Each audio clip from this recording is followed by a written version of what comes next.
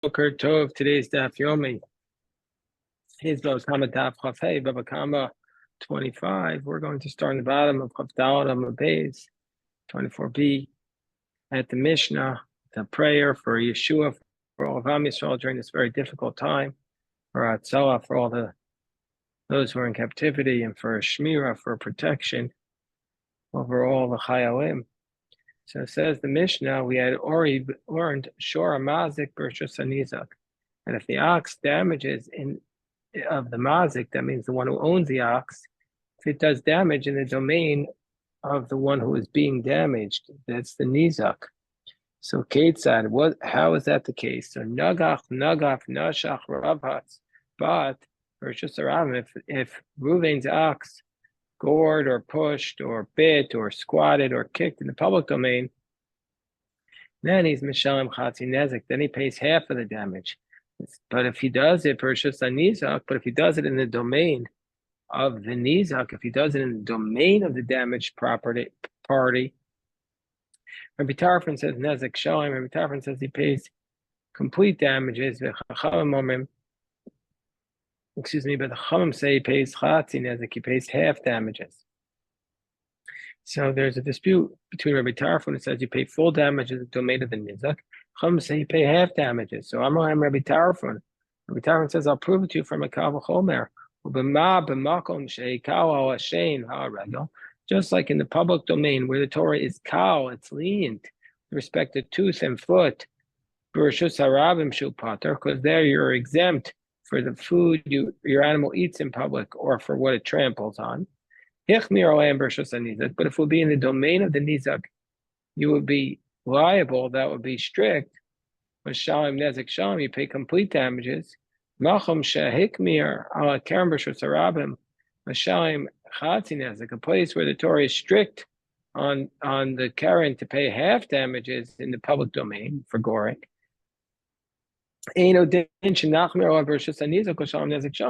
For sure, we should be strict upon it in the domain of the Nizak to pay complete damages. So the rabbis responded with a principle that's going to become the basis for our daf, the discussion of our daf. The rabbis responded to Rabbi Tarfon. They said, no, Amrulo, and here's the principle: Dayo lavo min adin lios kinidon. Dayo laba min adin lios kinidon. Meaning to say, it's sufficient for that which comes from the law to be like the law itself. Meaning to say that the derivative of the Kal V'chomer cannot be stricter than the origin of it. So if the origin of goring is in the public domain where it's half damages, then the end result of the Kal V'chomer about goring in the private domain cannot be more than half damages. And so therefore the rabbi said to Rabbi Tarfon, you can't have full damages because the source that you have liability for goring is the private domain where it's half damages. So that's the cap on it. So ma bershus harabim chatzi nezek, bershus anizak chatzi nezek. Just like in the private domain, it's half damages. Also in the public domain. Rabbi Tarfon responds to them, Amrohem, afani lo adun karen mi karen. So on top of 25a, Rabbi Tarfon says, I don't want to judge. I'm not learning out. My Kal V'chomer about goring is not coming from goring. I'm not learning out goring in the private domain, in the domain of the Nizak, from goring in the domain of Rishus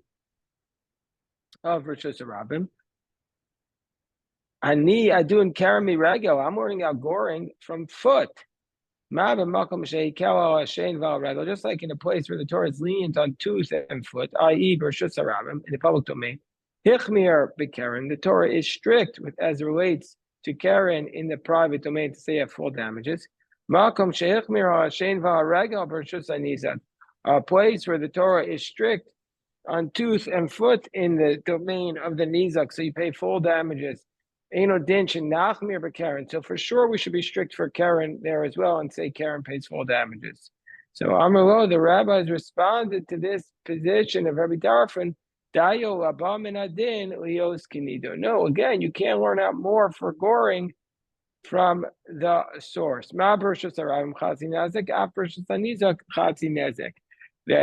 Just like in the public domain, it's half damages. Also, in the domain of the Nizak, it's half damages. Because in the end, if we wouldn't have Karen in the public domain, we wouldn't have the ability to say this concept of the Kal V'chomer. And so therefore, since the source of Karen is half damages in the public domain, then that's the limit of what we can have even in the private domain of the Nizak when it's a Tam.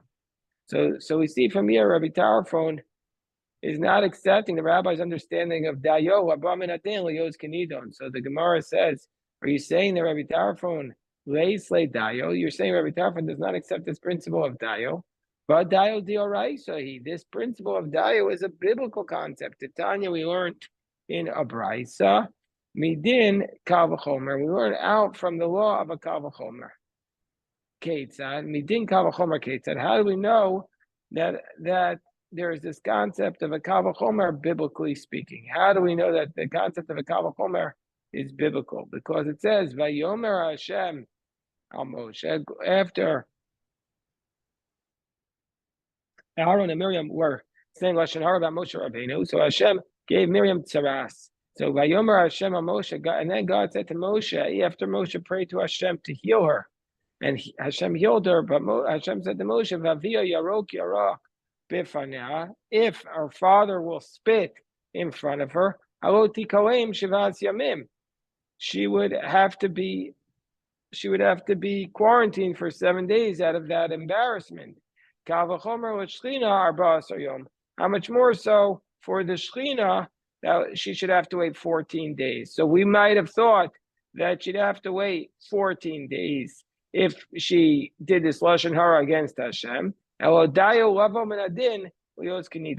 since the original source for it is the father embarrassing his daughter that she has to be quarantined for 7 days, then therefore that's the limit on even if she is embarrassed before Hashem, it's also only 7 days. Why would we think that Hashem is double? So Rabbeinu Tam asks this question, and Rabbeinu Tam says, because we say with respect to a nida that the father and the mother each one of them gives koachad hey dvarim. HaKadosh Baruch Hu knows same boat yud dvarim. That the father and the mother, they each give 5 things, but Hashem gives 10 things. So we see Hashem is double what the humans are in terms of the way we interact. And some say the 14 days comes to the 2 quarantines of a mitzora, because there's no quarantine that's less than 7 days. This is the 2 explanations brought down in the Tosfos. So the Gemara says, okay, so how could it be, back to the question, how can Rabbi Tarfon not accept this principle of Dayo when we see it's straight out from the Torah? So the Gemara explains, he must of course hold like Dayo, but Kilei Dayo, where does he not accept this principle of Dayo? Where the Kal V'chomer itself will be broken. But where the Kal V'chomer will not be broken, Islay Dayo. Then he will accept the principle of Dayo, meaning to say the Kal V'chomer has to exist. And if we wouldn't be able to apply the principle, the Kal V'chomer, then even though there's this concept of Dayo, he wouldn't enforce it. But where the Kal V'chomer will not be broken, then he does accept the principle of Dayo. Hasam Shiva Deshchina Lo Ksiva, since the 7 days of the divine presence are not written at all, Asa Kal V'chomer, I say Arba Asar. So therefore the Kal V'chomer comes and tells us that we have to have 14 days. But Asa Dayo Apik Shiva Uki Shiva. So the Dayo comes, moves the 7 extra days and remains it on at least 7 days. You have to be quarantined. But here, Chati Nezek Ksiv, half damages was written in the Torah. So we need the Kal V'chomer to teach us something. And the Kal V'chomer comes to give us the other half damages, and therefore you have complete damages in the domain of the Nizak. So the Gemara says, well, either Rashta Dayo, but if you would have said Dayo there, and then there would have been no Kal V'chomer at all. So therefore, under those circumstances, Rabbi Tarfon does not say Dayo. The Rabbanan, Shiva Deshchina Ksivi. The Rabbanan say no. In that case, we don't need the Kal V'chomer to teach us the 7 days of the Shechina. Why? Because it says in the pasuk, tisager shiva yamim, should be confined for 7 days. And from the fact that it says that's a reference to, we're being told that even though she's embarrassed before God, she has to be quarantined just for 7 days. Rabbi Tarfon says, Ahuti Sager did Darshinan, that, so Rabbi Tarfon says, Rabbi Tarfon, Ahuti Sager did Darshinan Dayu. And Rabbi Tarfon says that Tisager is to teach us the principle of Dayo. That's exactly what we use to teach us the principle of Dayo. The Rabbanan Ksiv Krachrina, the rabbi said there's another pasuk to teach us the principle of Dayo. Vatisager Miriam, and that's to teach us this principle of Dayo. So the Gemara says, Rabbi Tarfon, Ahu, that pasuk is that filu ba'alma darshinon Dayo. And those teach us even in general we have the principle of Dayo. Don't think though, no, the only reason why she's limited to a quarantine of 7 days because Moshe prayed to heal her. So therefore, that teaches the principle of Dayo in general. So Amrole Rav Papa says, Veha Aitana do Darshi Dayo, he says, Rav Papa says, I have a Tana that does not expound the principle of Dayo, even in a circumstance where the Kal V'chomer would not be broken, and he still does not say Dayo. Meaning to say, Rabbi Darfon says, we say Dayo, except if there would be no Kal V'chomer, then we don't say Dayo. But now, Rav Papa says, I have a case where even there, if there be no Kal V'chomer, even if the Kal V'chomer would not be broken, we still don't say Dayo. What's this case? The Tanya, Kari Bezav, Minayin. How do we know that if a zav is a male who has this emission from his body that's not the male seed, and if he has 3 emissions, the point is about a zav that whatever comes out from his body is tumah for touching and also for carrying, meaning to say if the secretion from his body is in a cup and he carries it, the person who carries it is tamei. So we say, the Tanya carry bezav. How do we know if a man who's a zav emits seed from his body? How do we know that it is tamei? Vidinu, and we say it's logical. Ma tahor b'tahor tamei tamei. Just like somebody who is tahor, and as even though he is a tahor person, and let's say he spits and it comes out, it's tahor, but nevertheless tamei, but nevertheless he's tamei if this spit is tamei if it comes out of a person who is a zav. So under those circumstances, tamei b'tahor, eno din she tamei b'tamei, something which is tamei that comes out of a tahor person, i.e. carry, for sure it should be tamei if it comes out of a zav. B'kamaisua. And we say that this principle that the carry of a zav is tamei, this applies bein l'maga, bein l'masa, both for touching and for carrying. The Gemara says, but why? B'mai?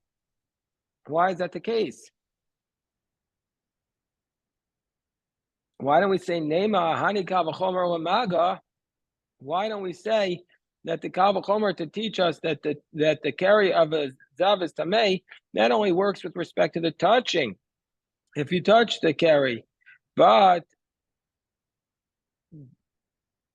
bein l'masa, and it works for carrying too. But why do we say it only works for touching? But since the source of tuma comes from the person who's tahor who has carry, there it's only tamei for touching, not for carrying. So therefore, the carry of a zav should not be tamei for carrying. And if you want to say no, for the touching of the carry of a zav, we don't need the kal v'chomer because he's no worse than a regular person. We would say it's just we need it because he might have thought mikra la'iluksiv that it says in the pasuk. If there'll be a person who will not be tahor mikra laila, and he should go outside the camp, which means to say misha karyogarum lo yetze yatza zeh she'en karyogarum lo. I might have thought that the person who's tamei from carry is only somebody who was tamei, so we need the kal v'chomer, and it should be limited to a case of maga ela davar. So So yeah, it's a she'ein goram lo al davar achar goram lo kamash malon kamash malon. So shouldn't this teach us that this Tana is of the position that we don't say dayo, even though it's a case where otherwise the kavachomer would be broken. Gemara says midi. So Gemara says no. Gemara pushes us off. Midi v'lo davar achar ksev. It doesn't say. You had tried to say that it learns it out from the case of that somebody who has to carry at night and maybe it's limited to somebody who's tamei just for that reason. No, that's not what's written in it. Midi v'lo davar achar ksev. It doesn't say that. So the Gemara says, well, let's go on a little bit of a tangent to discuss the carry of a zav. Uman tana de shamaslei de amar shechvat zera shal zav mitame b'masa. Who is the tana who says that the seed of a zav is tame by carrying? It's not Rabbi Elazar and not Rabbi Yoshua. Who's the one who says that anyway? The Tanya we learned in the Brisa. Shechvat zera shal zav mitame b'maga ve'em mitame b'masa. Rabbi Elazar says that the seed of a zav is only mitame by touching and not by carrying. Rabbi Yeshua says af mitame b'masa. He says it's also tame by carrying. Because even if you just have carry seed, it's going to have some of the element that we call ziva falling out with it. Why does Rabbi Yeshua say you're tame for carrying the zera of the carry of a zav? He says it because it's impossible to have any carry without some ziva on it. But as a technical matter, he would say you're not tame from the carry of the zav. So who is the Tana who says that you're tame from from carrying the zera of a zav? It's the following. The Tana we learned in the Mishnah Kalim that the strictest tumos, those who are strict even with carrying, are zobo shal zav. This is the thing that comes out of the zav, the roko on top of chafayim base and his saliva, the shechva zaro and his seed, umemei raglav his urine, v'dam anida, the blood of anida, metam, and all these items they make you tame be b'maga be b'masa. So we see from here that they're tame from carrying, and this specifically says the seed of the zav. Maybe here it's also the case because it's not really tame from carrying. It's just the fact that there's some of the zav mixed in with the carry. Gemara says it would have said it. It would have said the zaro after the zovo. It would have said it like that. Why is it saying it after the saliva? We're learning it out from saliva, just like the saliva is tame by carrying by a zav. So too is the zera. So Amar Ravachami Diftul Ravina Vahaitana Lo Darish Dayo Bavagav Mafrech Kol V'Chomer. So Ravachami Difti says, I found a different Tana who's not going to teach Dayo, even though the Kal V'Chomer would not be broken, even though the Kal Chomer will not be broken otherwise. So I do find somebody who says we don't say dayo. The dayo, we have the case of, let's say you have a mat. Let's say I have a mat that's made from reeds, and therefore we're not sure if it's going to be considered an actual utensil and been maced, and it's in a room with a dead body. How do we know it becomes tamei, even though it's not a garment, or it's a leather, or a piece of leather, or a piece of wood? How do we know, even though it's made out of reeds? The Gemara says v'dinu, and it's going to be logical. Just like small vessels, shetahorim bezav, that is of actually that they're tahor from the tumah of a zav. Why are small utensils tahor from the tumah of a zav? The reason why they're tahor is because the zav can't touch the inside of them because they're so narrow, and so therefore these pottery utensils only become tamei from by being inside of it, and so therefore, since they're not able to become tamei from touching, they're not able to become tamei from moving. So just like a small utensil, shetohorim zav mitame b'meis, even though it's tar by a zav, will become tamei from a dead body. Mapits shemetame bezav, a mapits, this mat which will become tummy from a zav. Eino din shemetame b'meis. For sure, it should become tummy from a dead body. And the Gemara says the kamaisi law, and we say that this price is referring ben lo tumas erev, ben lo tumas shiva, both with respect to. We're going to say that this price is teaching us that this mat that's in the room with a dead body is tamei not only for one night but also for 7 days.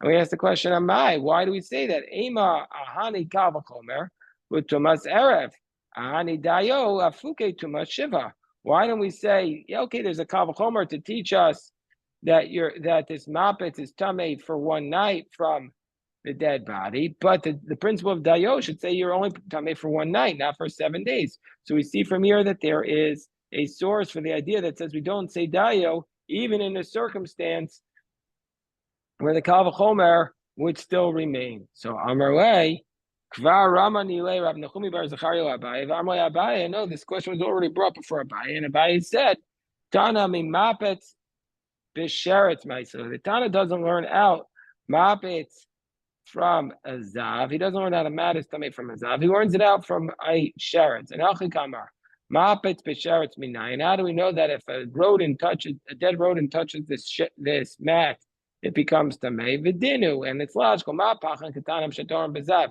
Just like these small utensils, which are not tamei from a zav, tamei and b'sheretz. If the sheretz touches them, because since the sheretz is so small, it transmits tumah even the size of a lentil. It's able to make these jars tamei. So therefore, they are tamei by a so therefore, they are able to make tumah by a sheretz. Mapet shetamei b'zav, and mapet which is tamei from a zav. Eino din she'et tamei b'sheretz. For sure, it should become tamei from a sheretz. So if that's the case, that's we know that a mapet is tamei for one night. If that's the case, el mapet b'meis minayin. But how do we know the principle that it's tamei for if it's in the same room as the dead body? Because nemar beged v'or, because this is going to be from exeris akasa, from two words that are same. It says beged and or by sheretz, and nemar beged v'or b'meis, and it says clothing and utensils by a dead body. Not beged v'or amor b'sheretz, just like clothing and utensils by a sheretz. Mapetz tamei bo, the utensils tamei. Beged v'or amor b'meis, mapetz tamei bo. So too, it's tamei by a dead body. The Gemara says, and we have to say this principle is muftem, meaning to say that we don't need those words anyways by sheretz, and we're able to use them to teach us the kal v'chomer. The lo mifna, because if the words weren't free to be used for this xeris hakosov, we could break the kal v'chomer by the xeris hakosov by saying the xeris shava, by saying now a sheretz shekem etame be'adasha. The sheretz is going to be more strict because it becomes tamei even with just the small size of a lentil. Tomer b'mei shem etame be'kadasha because how can you learn from there to a dead body, which is tamei not with the size of a lentil, but with the size of an olive? So the Gemara says, it is indeed clear because sheretz is compared to male seed. It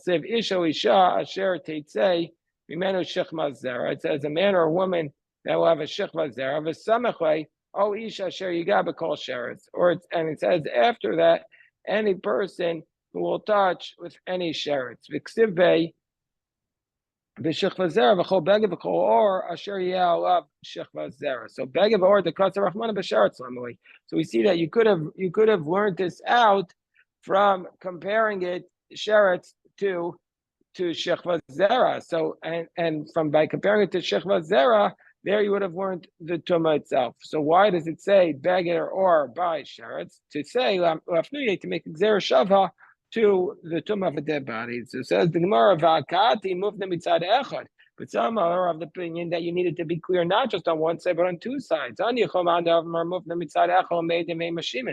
works well according to one that says that you only need to be clear on one side. According to one that says you need to be clear on both sides. What would you say? So to mace nami if mufna. So the beged or by a dead body is also mufna. Mace iskish l'shlech v'zera. We know that a dead body is compared to a shech v'zera because it says v'nogea bekol tamei nefesh oish asher teitzei mimenu shech v'zera. So it says by because it says anybody who touches anyone who's tamei or has shechvat zera, ksiv be b'shechvat zera, v'chol beged v'chol or asher yiyah have shechvat zera. And it says by shechvat zera any garment or utensil. So beged or the cost of rachmana v'meis, the clothing and the skin that's written by a dead body. Well, why does it need to be written? So we see from here shma mina la'afnuye. So we see from here that it's written extra for this Gezerah Shava to do this Gezerah Shava to do this Gezerah Shava. So the Gemara says, Shema Mino Afnuye V'Ave Mufne Mishnei Tzadin. And so we see it's clear on both sides. And the Gemara says, this goes according to the one who says you do Gezerah Shava, but you don't apply all the rules that are transferred between the Gezerah Shava. According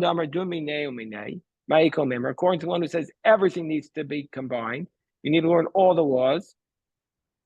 And so therefore, if that's the case, the tumas of the mat by dead body should only be like the tumah of the evening and not the tumah of 7 days. So if that's the case, what are you going to learn? So Amarava Amakra, and it says with respect to the tumah of a dead body, you should wash your garments on the 7th day. And then utahartem. And we learn from the word tuhartem, it's extra, kol tumo shatem etamim b'meis, that every tumah that is tummy from a dead body should be a minimum of 7 days. So the conclusion of the Gemara says is we only have two positions when it comes to dayo. Either the position of the Chachamim who say dayo abam and adin uyodz that you can never, that you always apply the principle of dayo. You can never learn more than the strictest point where it's coming from.